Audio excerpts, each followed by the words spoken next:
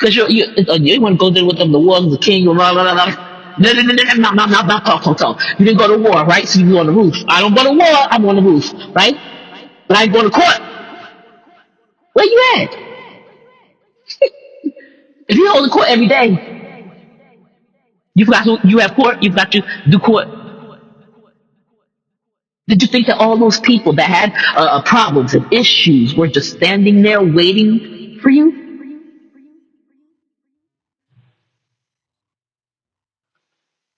You think that, well, I don't want to go to court because I have to listen to their grievances. But what you should realize is that it's the ones that got grievances, the ones that complain, have the biggest mouth. Why? Because here's the thing: if you are a quiet person, you are very rarely going to complain about a situation, even in a restaurant. Go to a restaurant with Jamie, right? And it's about, I'm very nice about how I do it. But if something, let's say the food is completely cold and it's hard, right?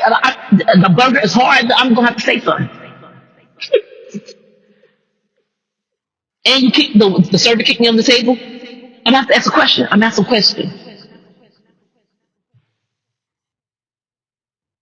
I'm the one that cares. You don't realize that I'm the one that cares more about what everybody's eating and the temperature of their food and whether they're happy. I care more about it than they do. You would never know it though. I was out with four other people today. You would never know it. I care more about what they eat than they do. I can tell you now what they ate. I bet you they can't. They can't.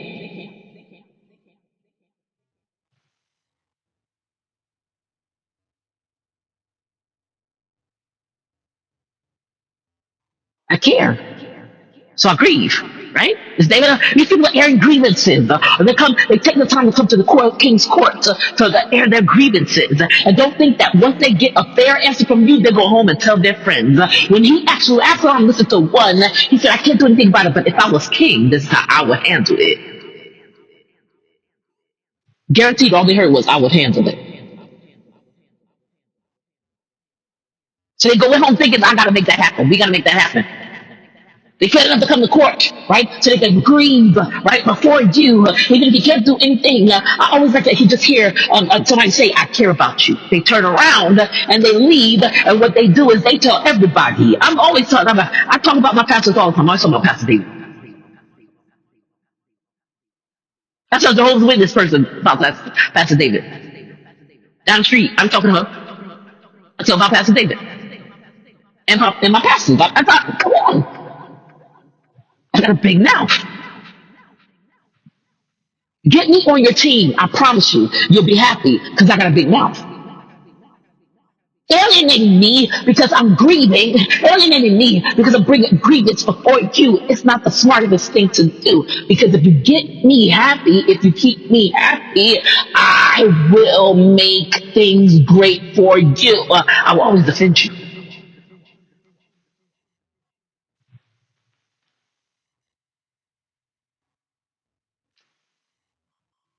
Absalom went to go meet with the grievers, the people that actually care enough to come to court. He went to go meet with the grievers. So Absalom got his followers a whole bunch of grievers. And grievers got big mouths, right? Grievers bring their friends. Grievers always bring their friends. Grievers never come alone. They come to complain alone, but then when they go, I got a customer's last there. Right? We're stand together. We got something that we have to do. When I got something I got to do, right? I'm a griever by myself. When I got something I got to do, even in my grieving, I'm taking you with me because I'm a griever.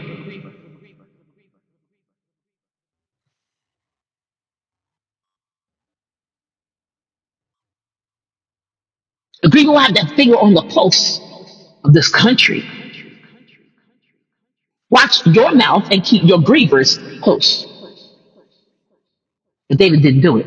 What David did was when the grievers came, you don't realize where your kingdom comes from. Your kingdom is always made up of supporters. And when the grievers came, you ignored them. So when Solomon said, I can't help you, right, because of the fact that I'm not the king, but if I were king, then here's what I would do, right? He's taking your kingdom, right, by taking your grievers from you.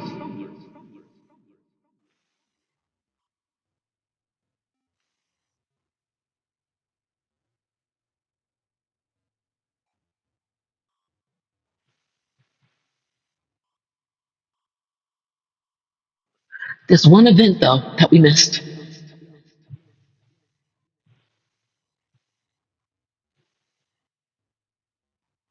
One event that seems very small, but it's very large, right? It seems so small. It seems like nothing. It seems like just a passable thing. But we're missing it. What is it?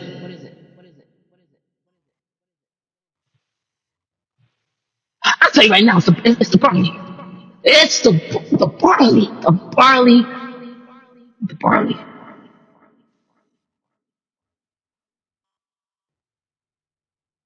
I was at a restaurant in Jersey with, I'm like, wow, I need to stop hanging out in restaurants. But I was at a restaurant in Jersey with a friend, and they brought out bread.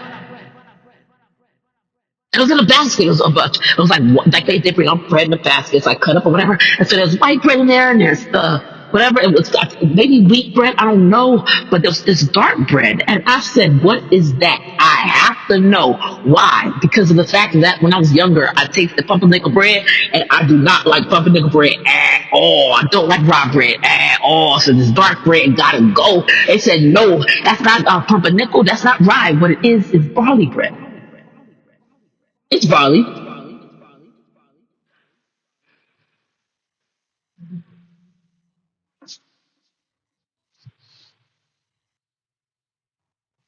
Barley is known as that's not pumpernickel, but if it had a name like that, it would be pumperpenny.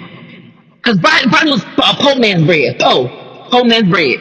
If you poor, you got barley. You ain't got no I have Peters in the kitchen. I don't really eat bread. I'm like Peters. I eat bread from out people like I just had a sandwich with honey in them. But I'm not buying no bread to keep in my house. Wow, I can buy Peters. More expensive? Yes. Better for you? Yes. More dietary fiber? Yes. That's why. Because I'm about Peters better. And if pumpernickel was the pumpernickel, then barley would be the pumperpenny. Wouldn't it? Because cheap. If barley is cheap, right? It's cheap to make. I think they make it with dirt. I don't know. But it's poor man's bread. But it is bread nonetheless. I don't care if it only costs a penny. Give it to me. I will eat it right now. I'm not asking the bread and doing an interview with it and asking the bread how much it will charge me to eat it or how much the person that made it charged it to be what it was. I just want to know that it's brown bread. The funny thing is, barley, right? Because rye and pumpernickel, I think they actually taste a little bit, they cost a little bit more, but that they taste different as well. But barley is just as dark bread, right? And barley tastes like white bread to me. It tastes. I remember it just tastes. I taste. I'm like, this is pretty good. Barley bread, and it's cheap. The restaurant they have a basket of bread, and I think it's like 2 pieces of barley in there. It's like maybe 10 pieces of bread. So the barley was obviously to add a little bit of color to it, for somebody probably that did not want to eat white bread. Also, to serve as sort of a garnish. Because if you got 10 pieces of bread in there and they're all white, and if you like 1 or 2 pieces of barley, that tells me that the barley weren't they weren't supposed to overpopulate the thing. It was just there. The barley would just make a statement. It was never it was never the conversation piece of bread. It's the barley was just thrown in there.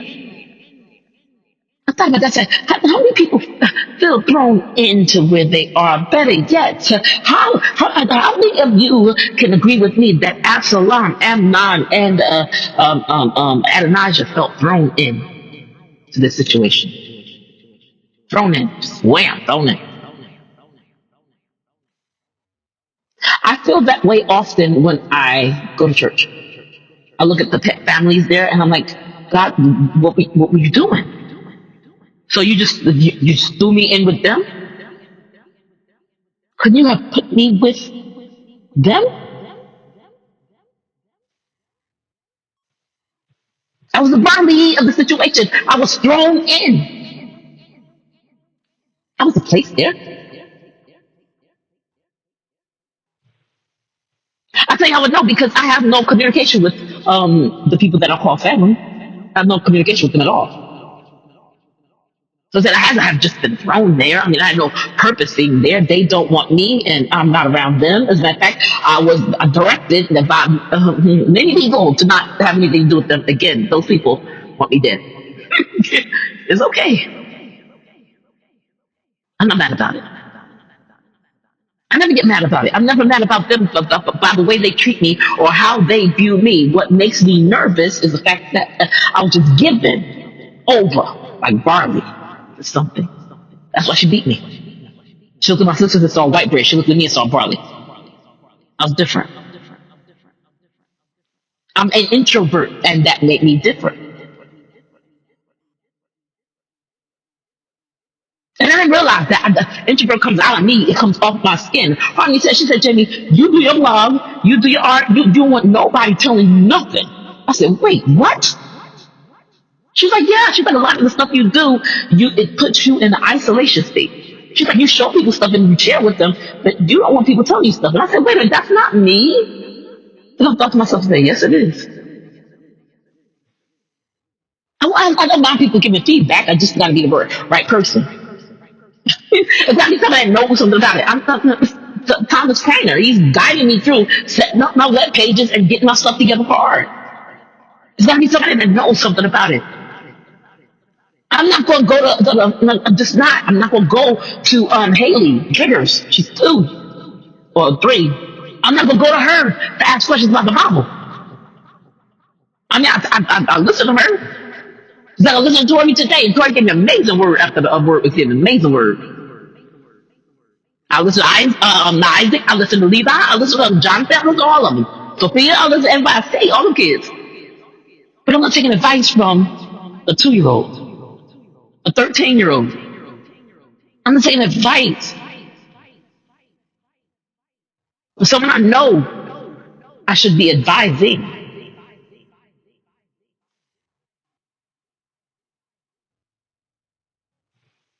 I pray for those people. But God said, stay away from them. I said, yes, Lord, bye. Because I never fit in with them. Being at home, being there, I never fit in with any of them. They put me out of their lives and did things over without me on purpose because I never fit in with them. And now they call themselves doing tough love on me, right? Because if they stay away from me long enough, don't say nothing to me, then they'll have great lives without me, and then I'll be destitute without them. They're waiting for me to become destitute. I know because Samantha told me. And she didn't have to. I grew up with them. How do you love somebody that's waiting for you to become destitute? That's betting the money on you become destitute. I can't help you with the salvation message because you're waiting for me to become destitute. You're waiting for me to become destitute, and I'm waiting for you to be at the point where I can speak to you. I'm not asking you to become anything. You're waiting for me, though, to become destitute. We are both waiting. Question is, only one of us is waiting on what God says. I'm not waiting for you to be hurting. I'm waiting for you to be at the place when I speak, you don't strike out with words that stab me and make me bleed. I am.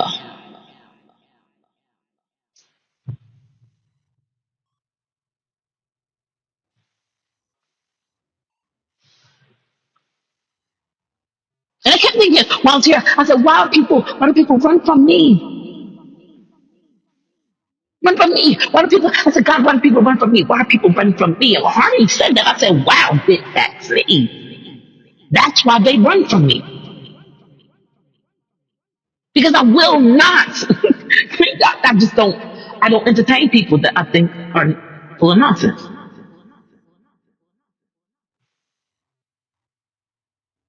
and you don't know more about what I am looking into than I do, I won't acknowledge you. It's just the way that I'm made up. I've done it. And I had to catch myself a couple of times, right? Because I've done it and I did not need to be rude. It can come off rude, but I just don't know. I cannot acknowledge you. Listening to you is a waste of time for me while somebody's walking by that can truly help me. And so I must step away for a moment and start talking to the white bread that's walking by me and leave you, the barley, alone.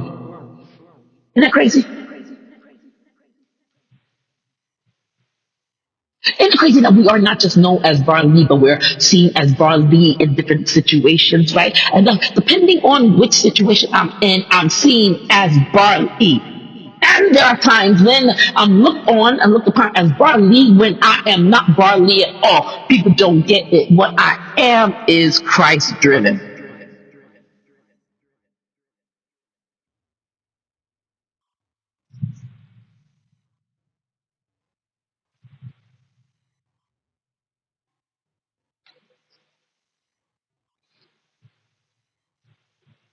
Absalom.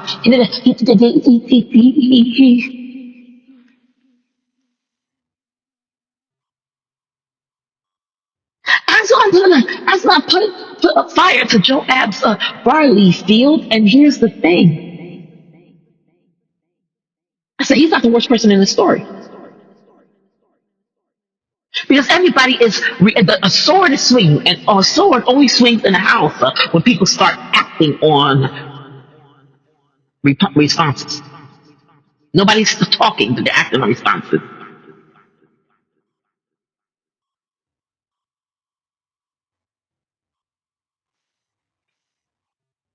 I said, go get Joab. The servant said he can't come. That's why I said, go get Joab. The servant said he can't come. Servant said, I was said, go get Joab. He said, he can't come. He said, okay, spill this next to mine, burn it. When you see bread burning, you ought to keep your eyes open about it. I remember there's one main story in the Bible, right, just off the top of my head, where bread was burning. Can you remember it with me? Samson. He sets a fire to the foxes' tails and pushed them to run through the grain that belonged to the Philistines. Now here's the thing. He put them through the grain that belonged to the Philistines. He didn't bring them over to grain that was shared, right, by me and the Israelites and the Philistines. He didn't do that. Fire spreads quickly, but he sent them through the Philistines' grain, and that's why life was required in it. Because when you burn bread, you are burning me, aren't you? Right? We are bread, right? We are broken. Jesus put the bread over and said, and he broke it. He prayed over it, and he broke it, and then he blessed it, and then he gave it to people, right? We are considered bread. Jesus is the bread of life, right? So if he's bread, I am bread. So when bread is broken, that's flesh broken, right? If I'm getting my flesh broken, right, there's no reason in the world why somebody should come behind me and burn it. I'm going to be broken, not burnt. She's broke the bread, blessed it, handed it out, right? But we have Samson sending these foxes with fiery tails through to burn. He tied the tails together. That really upset me. Watch our cartoon picture of what actually happened. I still cried. That really upset me. He tied the fox's tails together and set their tails on fire.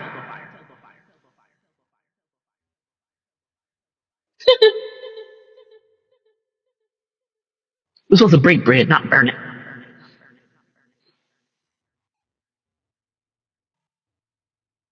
If I say something to you, right, it's because I love you, right? But if you get burnt by what I said, then I gotta come back and apologize to you, right? Because I am supposed to break you, not burn you.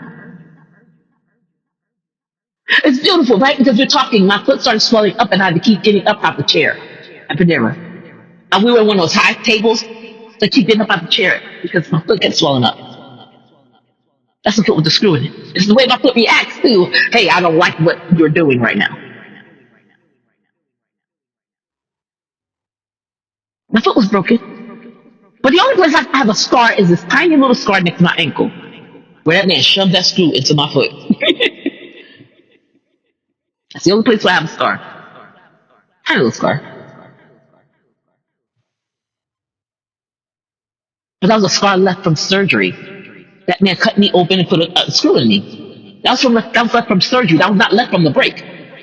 When you break a bone, when you are broken, you are not scarred. There are no visible scars on you to show where you are broken by God, and because He always puts you back together perfectly. When He sends somebody to break you, He does not send somebody to break you and then cause you scarring. It doesn't happen. But here's the thing: if God breaks me, that's one thing, because Jesus will break that bread in a minute. But doesn't the Bible tell us that the enemy has fiery darts that he shoots at us that are meant to burn us? So I can't talk to her no more because the last full conversation I had from her spiritually, I felt there were darts being shot at me, and I was being shot and burnt, shot, and I felt it spiritually.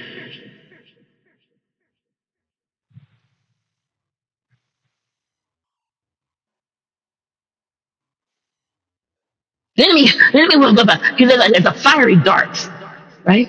The enemy will burn me, but Jesus breaks me. It won't wound me, right? And it's all used by God. It's all usable by God. It's all used by God, right? But Jesus breaks me. The enemy burns me. And the one thing, the way that I know why what's going to happen or who did it is by the fact that there's no scar. Jesus breaks, the enemy burns.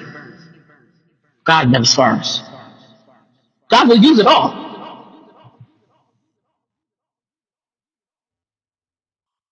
But God only breaks you. He will never burn you because burning leaves a scar. I believe He wants you to toss things and be able to forgive and throw things to the side, right? So even with dealing with my family, I don't even think about it anymore. Am I angry? No. Right now, I have everything that I've ever wanted. Do I have it to the level that I've wanted it? No. But I have exactly what I need to the God level. Because I was the outcast. I was the stupid one. She called me stupid every day. And now I'm here, right, doing this thing by myself, right? I'm now the white bread and they become the barley. Let's here it is right here. Here it is right here. I'm in the same pot as you, and so I'm continuously trying to change myself and make myself over for you. Because Lois found the reason why I was stupid every day. So Jen, you just so selfish, you're stupid. You so inconsiderate, you stupid. I mean, every day if I was trying to change myself every single day. Now I'm here, right? I don't change myself. I give myself over to God. See, I was the outcast there, right? They were the whites, and I was just the outcast. I was the dross. They did not want me, and I could feel it, right? I knew it. Plus, they told me they wanted to kill me every day. Now that I'm here, I'm the white bread for my life. I'm the white bread, and they're the problem. I don't need them, right? I don't need to have them over here, right?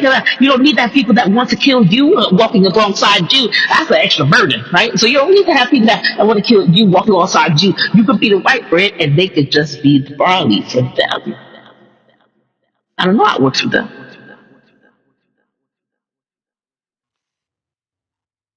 I'm looking for healing because when I was with them, they burnt me. They didn't break me.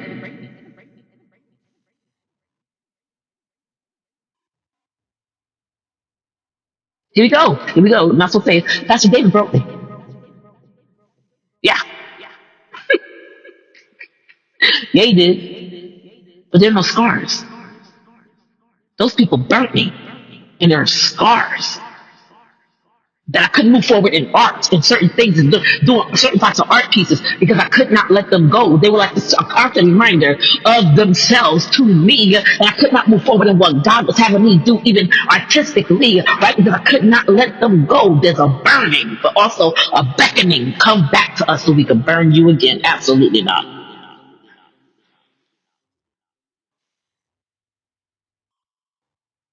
That's why he broke me. Yes. Breaking does not come without somebody caring for you. There's a breaking that will come right when you have people around you that are concerned about you. Yes, but God breaks, the enemy burns. There's biblical proof of that.